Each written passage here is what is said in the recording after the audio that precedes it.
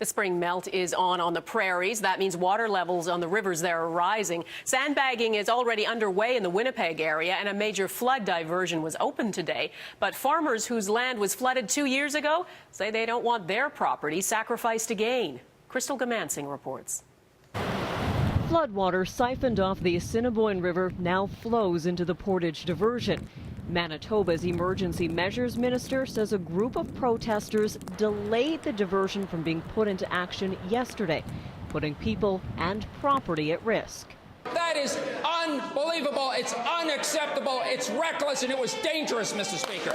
Yesterday, a group of farmers filled the diversion channel with large equipment. We're here today because the province isn't taking care of business. Most of these people had their farms flooded 2 years ago when the channel was put into use to protect others living along the Assiniboine. We got flooded in 2011. Nobody's paid our water bill, so why do we want any more? The province says compensation was paid and the diversion is needed again. Ice jams are piling up on the Assiniboine, and that's forcing water levels to rise. The melt just started, and now there's more rain and more snow in the forecast.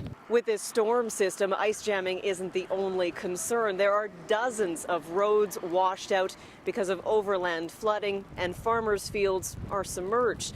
But this isn't just happening in Manitoba, but Saskatchewan as well. States of emergency have been declared in 5 Saskatchewan communities. In Radisson, 50 homeowners have been put on evacuation alert. All of southern Saskatchewan was warned to brace for very high spring runoff levels.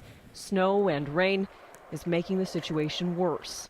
Cooler temperatures this week will slow the melt, but the break won't last long, and more emergency declarations are expected.